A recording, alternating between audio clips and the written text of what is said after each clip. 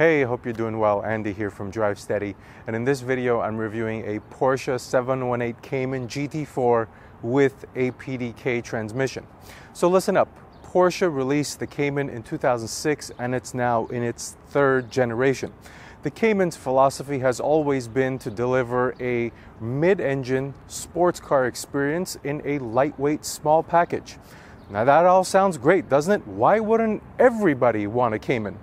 Well, there's a problem here. You see, Porsche makes another sports car. You might have heard of it. It's called the 911. And the Cayman has always had the disadvantage of being in the shadow of the 911. So with all that in mind, many say that Porsche is holding the Cayman back by not giving it the most powerful engines and the best technology, basically protecting the 911. But now we've got a new GT4, and it's got a 4-liter engine in it. So now the question becomes, is it finally time for the Cayman to get its fair share of the spotlight? We're going to find out in this review of the Porsche 718 Cayman GT4.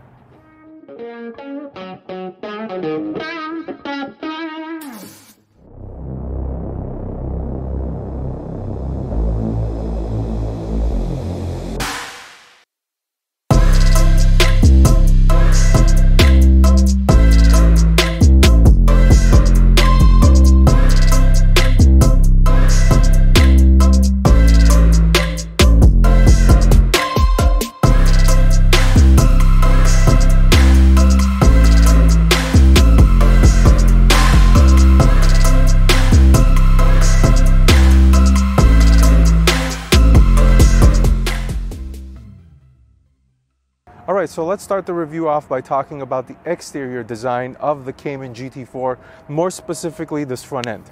Now, my overall opinion of it is that it is one of the most aggressive, yet still subtle, cleanest and simplest front end designs of a sports car, period. Nowadays, you see so many cuts and angles and swoops and all these things, but Porsche remained pure here, from what it looks like at least. It's so simple and it's so clean, and I love it for that. So let me get into a little bit of detail as to why I think that. When you look at the frunk, because remember the Porsche Cayman has 2 storage areas, one's in the front and one's in the back, as I'll show you later on in the video. But this frunk, or this cover for your front storage area, there are no cuts, there's no vent, there's nothing. It's just a cover and it's perfect. So here's an example of why it's so clean and elegantly done. There's a Porsche crest to kind of give it that flair, and it looks fantastic across this white paint. Now, about the storage compartment. So you push this button here, there's a small little latch, you push on that, and opens a fairly decent amount of room. You can see in here, I've got my camera equipment. I would say that there's probably enough room in here for one of those larger suitcase pieces, but it might be a snug fit. A medium size will definitely fit in here, and you'll have enough room for maybe an additional duffel bag or so. As far as closing your frunk, there's a little latch here that you can grab to close it, so you don't have to put your fingerprints on your exterior paint. You push it down and you push down on your Porsche crest and it's closed. Alright, so now we move to the rest of the front end design, and when you come down from the front, you see that there's this little extractor vent, and I call it little because in photos it looks quite insignificant, and when you see it in person it's actually, oh wow, this looks pretty cool and flows nicely with the rest of the car. Then let's move to the headlight. I think the headlight looks simple, almost too simple. I wish it had a little bit more flair. I know Porsche offers a PDLS Plus lighting system for I think $2,500 that adds the 4-corner matrix style LED lights that you see in the 992 911, but I would be curious to see what those look like. I don't think there's anything wrong with these. I especially think they look cool because of the black housing, and they provide a nice contrast with this white color paint. Now let's move to the rest, and touching lastly on the lighting piece, there are LED running lamps on each side here, which give it a really cool look. And finally, the lower bumper, which is the aggressiveness of the GT4's look. There's 3 sections and all 3 of them are functional. They're allowing air into them and cooling the transmission, the differential, and the engine in the back. And then when you come down to the lowest portion of the front bumper here, there is an integrated front lip splitter. and it's got the GT4 insignia. It looks really cool. I like the way it's done. It's a plastic piece, so if it was to break, you can change it out pretty quickly. And I'm not sure if they're cheap or not, but at least it's not carbon fiber and it's not going to cost you $5,000 to change out your front splitter. But anyway, it's really nicely done. It's subtle yet still aggressive, because I didn't find any type of issues when going into steep driveways, especially considering that the GT4 is still a rather low car. But overall, the front end design of the GT4 I think is spot on. I personally wouldn't change anything except for maybe the front headlights with the PDLS Plus system.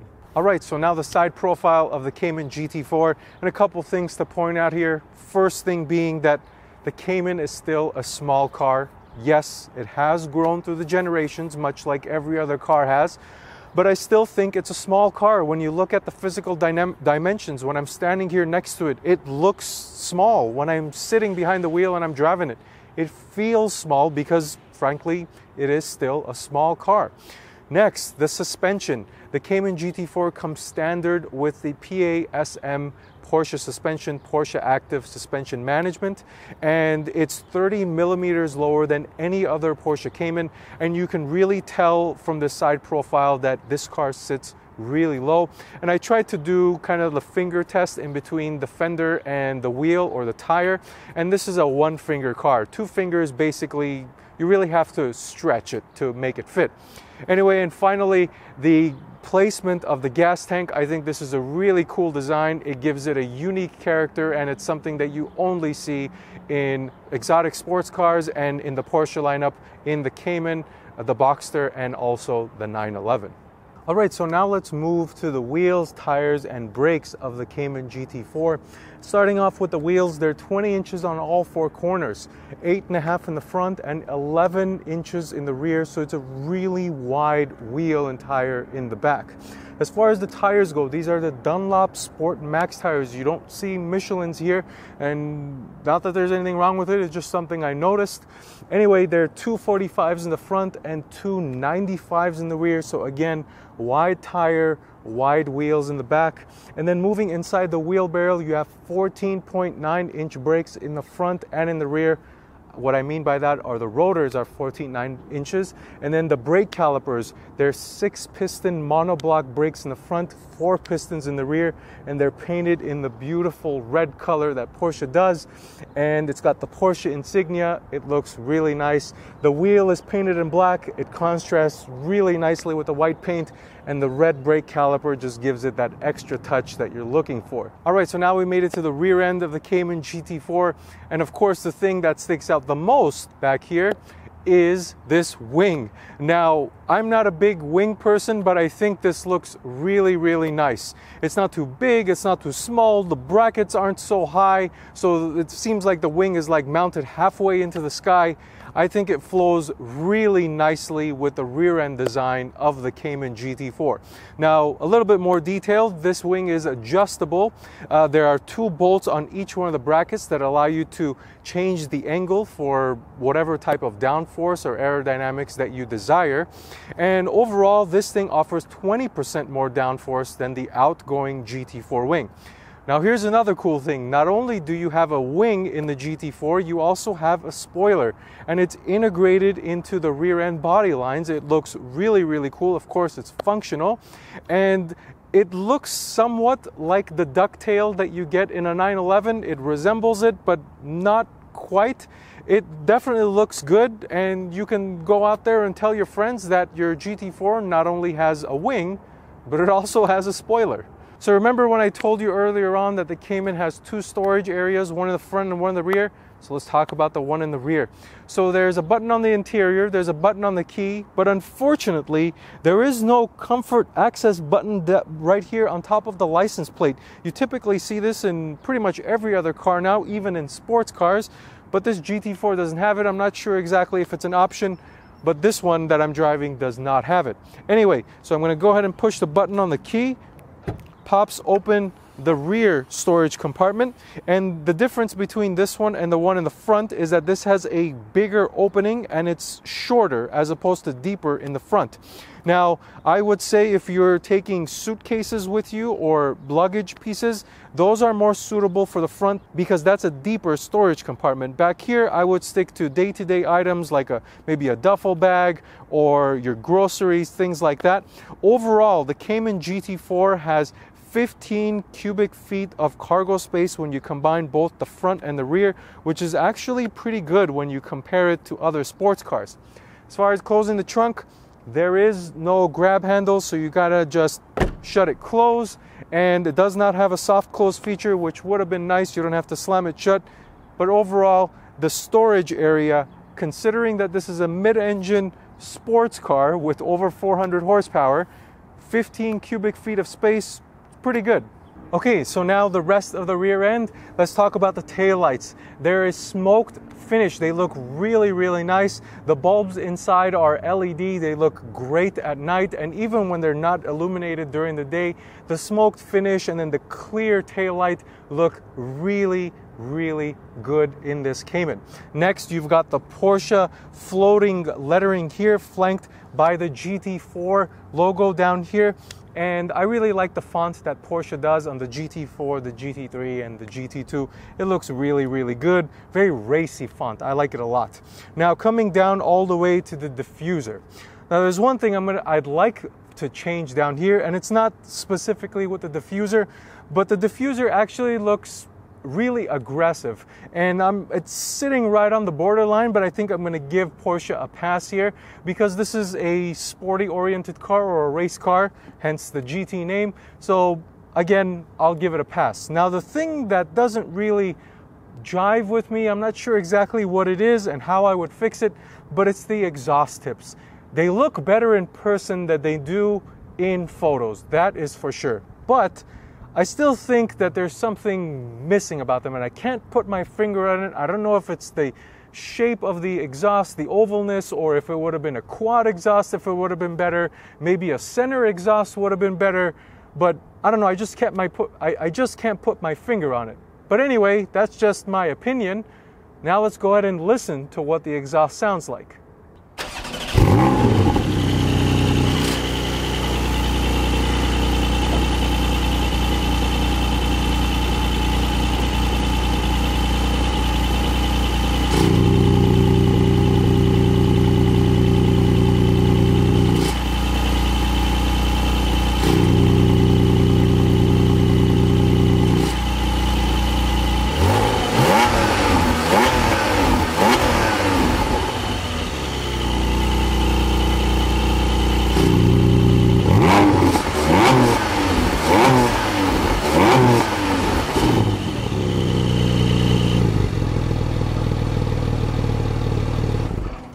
Alright, so now let's talk about the engine that's making that sweet, sweet exhaust noise for this Cayman GT4.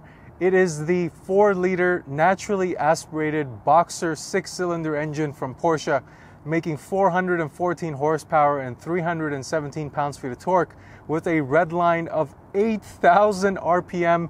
And let me tell you, this thing screams once you get it there. As far as the 4-liter goes, this is not the same 4-liter that you see in the GT3 and the GT4 from the 911 or the previous generation of the 911. This is based off of the 992 911 Carrera's 3-liter. They just rip the turbos off, they do some other modifications, increase the displacement from 3 to 4 liters, and you've got the naturally aspirated 4-liter. As far as 0 to 60 goes, 3.7 seconds with the PDK like this car has, and of course the 6-speed manual gets it in 4.2 seconds, so half a second drop is a pretty substantial difference when you look at 0 to 60 times. Now, as far as the manual transmission goes, remember the GT4 came out with the 6-speed manual only. Porsche promised that the PDK would come out, and here we are with the 2021 model as the first year the PDK is being offered. As far as weight goes, in the PDK it's 3,276 pounds. If you go with the manual, you not only have more driver engagement, but it's also lighter, about 70 pounds. And it brings the weight down for the GT4 down to about 3,200. I believe it's pretty much on the nose. Maybe 3204 is the number that's coming back to me, but it is lighter, so there you go. If you wanted a lighter car, just get the 6-speed manual. And of course, the PDK is actually a little bit more expensive, about $3,200 if you wanted the car to, or the transmission to shift for itself. As far as gas mileage goes, 1824 for a combined average of 20, which is not bad considering that this car is naturally aspirated and has over 400 horsepower. All right, so now the interior portion of the review for the Cayman GT4, and you only get 2 seats in here. Passenger seat, driver seat. There is no back seat like you get in the 911. This is a true 2-seater sports car like the C8 Corvette is. Now, as far as the overall interior goes, I think it's a nice interior. It is sized well relative to the overall size of this car. I don't sit too close to the passenger. I've got like my own space here. The driving position is pretty good. So I would say it's a well laid out interior. Now, jumping into the details, I am sitting in a 18-way seat. Now, compared to the 14-way seat that I sat in the 992 911, I do think that the 18-way seat is more comfortable. It has a vast amount of adjustability, of course, 18 ways. The thigh bolstering is adjustable. The side bolstering is adjustable. Of course, you have the normal adjustability that you have in every other seat. And there's also a thigh extension here, which is very handy and makes it much more comfortable. Next, let's move to the door handle. Porsche removes the actual physical door handle or traditional door handle and replaces it with this fabric piece that apparently saves some weight. I mean, it looks cool, but I mean, it's different. Sure, I guess. Now let's move to the steering wheel. Now the steering wheel is called the Sport GT steering wheel, and it's circular. It does not have a flat bottom. It's of a small diameter. I really like the way it looks. One thing I'm gonna ding it for is it's a bunch of plastic on there. I wish it was like a metal piece. And one thing you do lose with this wheel is your multi-control buttons. So you do not have the ability to raise the volume, change the track, answer a phone call using the steering wheel. That's one of the downsides of having this sporty style steering wheel. But in my opinion, just use the infotainment screen because this wheel looks really, really cool. Next, let's move to the gauge cluster. So you've got a 3-pod gauge cluster as opposed to 5 pods like you see in the 911. And front and center is a rev counter that goes up to 9,000 RPM. And of course, the red line reads 8,000. And then to the left of that, you have a speedometer which reads up to 200 miles an hour. Even though the Cayman GT4 is not capable of going that fast, it still says 200 miles an hour, and you can go bragging about that. Anyway, the reason why I like these older generation analog speedometers from Porsche is because of the way it's laid out. It goes from 7 o'clock to almost like 2 o'clock or 1 o'clock. And it makes it look like you're going slow when you're actually going a relatively decent pace.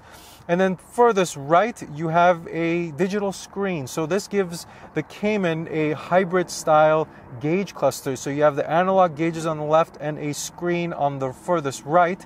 And what that shows is basically really simple information, your coolant temperatures, your trip, your gas gauge, really, really simple stuff. You're not really going to get a lot of deep menus and information screens here. If you did have navigation, you can display it in that little screen, but this car does not have navigation, so I can't show it to you.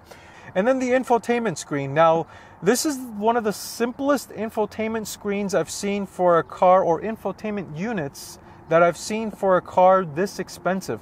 Typically, nowadays, everything is just built into the screen. You have to use the screen in order to navigate yourself around the car and different functions. I can't imagine anybody coming in here and saying, oh, this is too complicated to use. So very easy to use infotainment screen, and there are physical buttons right underneath it to help you guide yourself through the infotainment software. Coming down to the PDK shifter, it operates pretty much like a standard automatic transmission. You pull it down, it puts it in D. You move it to the left, it puts it in manual shifting mode. The difference here is that Porsche kind of has the functions flipped, pushing it up, down shifts, and pulling it down, up shifts. Now I know that's in reverse, and in other cars it's laid out differently, but that's how Porsche does it, and that's apparently how Porsche owners like it. Coming down, you have a row of buttons, which some of them are empty, but nonetheless, I'm not going to complain about that. PDK Sport, your suspension settings for normal and sport, and then ESC off, ESC plus traction control off, and my favorite button of all, the exhaust button, which opens and closes the baffles. And strangely, you have auto start stop in a car with a 4-liter naturally aspirated engine with 400 horsepower. So this thing does come to a stop, or the engine turns off when you come to a stop, and I personally don't like it. I usually just leave it in the off setting. And then you have a storage compartment here, which is of fairly decent size. You can probably fit your phone in here, a fairly decent sized sunglass case, and you've got one USB outlet. But overall, I really like this interior. It's a very simple place to be. It's very focused on the driving experience. Of course, this is a GT car. It is of decent size compared to the size of the car. The quality is still good, even though this is an older generation car, I suppose. It does not even come close to the technology that I saw in the 992 911. But anyway, that doesn't really matter because this is a sporty oriented car and it's supposed to be functional. So overall, those are my thoughts. Now let's move to the driving portion of the review. All right, so now the driving portion of the review, and as always, that is what the key looks like. It's just a typical Porsche key, and it's got the Porsche crest up on there. It does look a little bit like the Cayman, the shape at least does, but I think the 911's key looks more like a 911 than the Cayman's key looks like a Cayman. One interesting would be, imagine if it had like a wing on there. That would definitely make it look like a GT4, wouldn't it? It's an idea. It probably wouldn't be so comfortable in your pocket, but hey, you could say you've got a little wing on your key. Anyway, all right, so now visibility. So visibility is actually really good. It's much like the 911. No issues looking out the side. On either side, no blind spots. There are little peepholes on both sides that allow you to kind of eliminate the blind spots. There is no blind spot monitoring in this car. There is a rear view camera. There is no front view camera. So it's somewhat not up with the times as far as safety and camera technology goes. The resolution of the camera isn't the best. But then again, this is quite an old platform at this point. Otherwise, the visibility out the front is very good. The hood drops off. You can see the flared wheel arches, which is very cool. It kind of gives it that 911 feel. But otherwise, visibility, no issues. Pricing. The base price of the Cayman GT4 with the 6-speed manual is $100,000. I think it's 100 and some change. But if you get the PDK, it's about $3,000 extra, so $103,000 base. Of course, this is a Porsche. You can go ahead and option it the way you like. Some of these can go up to $130,000, $140,000. Of course, there's a carbon ceramic brake option, which costs about $6,000 or $8,000 by itself. And then you can just go as wild as you like. But anyway, that's that. Let's go ahead and turn this thing on and go for a drive. All right, so I've got the key. Insert key is on the left. Remember, for Porsches, it's on the left because of racing heritage. And turn it to the right. Fires up. Engine 4-liter sounds absolutely amazing. Let's go ahead, put the seatbelt on. Safety first, as always.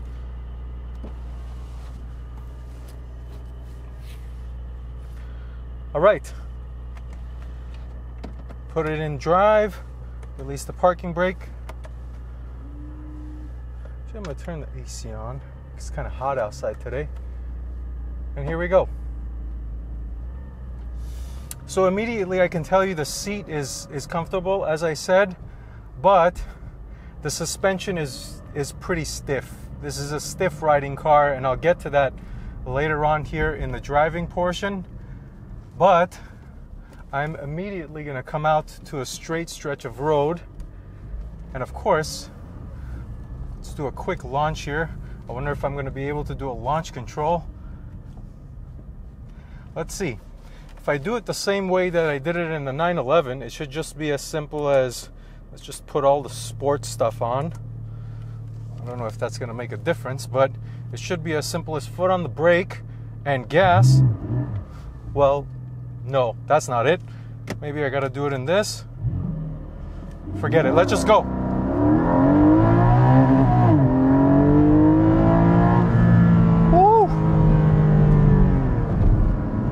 really good.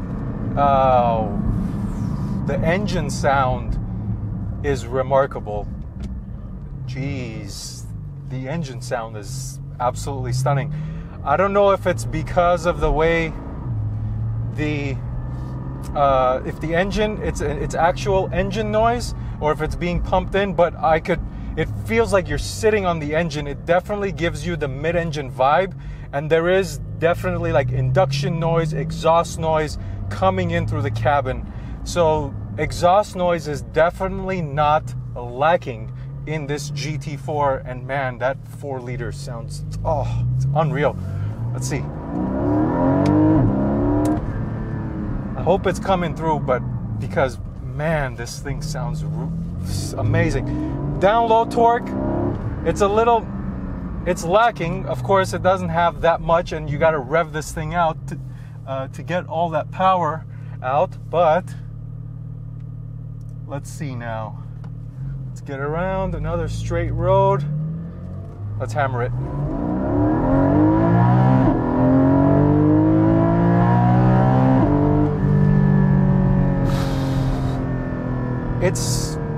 It's pretty quick. It's not like blazingly quick. I feel like it should be faster. The 3.7 seconds 0 to 60 time. Let's do it again. Foot on the floor. It takes a second. There you go. Up, up, up, up, up. 8,000. The engine noise is what gets you.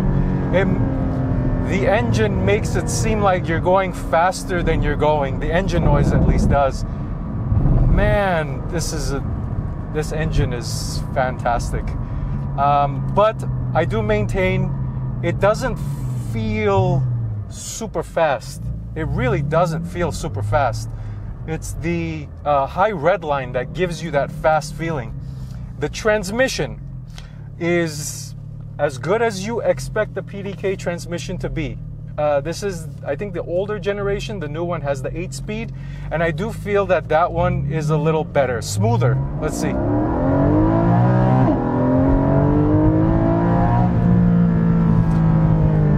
The new one does feel a little crisper. I don't know, it feels more effortless, at least in my opinion. But not to say that this older gen is bad, but I definitely can feel the difference between the 992's PDK and this one's PDK. Now, the suspension, like I was saying, it is very stiff. It's a stiff riding car. The seats cushion that stiffness a little bit. I'm gonna come to a dead end, so I should turn around. But yeah, the seats actually soften that stiff ride, but overall this is a stiff ride. I was driving it on the freeway, and it's stiff. Unless you're driving on a even pavement or a nicely paved street, you're gonna definitely feel the things happening underneath you. All right, so that's the engine, the transmission, the suspension is stiff, but otherwise, is this a good daily driver car? I don't know. I could see why somebody would get tired of it. I can put it to you that way. But if you are the type of person who doesn't mind a somewhat stiff ride, then you will absolutely love this Cayman. But for somebody who doesn't like a stiff ride and you're expecting a 992 ride, this is more sporty feeling than the 992.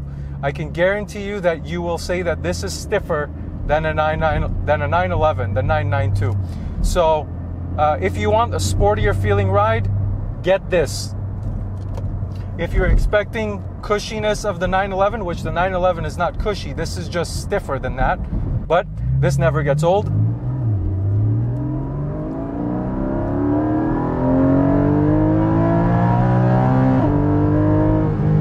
Oh wow, once it gets going, it's really good. And I did read that some people complain about the long gearing. It's not really resolved here. You're pretty much like going way faster than the speed limit in second gear, and you don't really get to enjoy the revs. So first gear is already really, really fast, and second gear, you're just, forget it.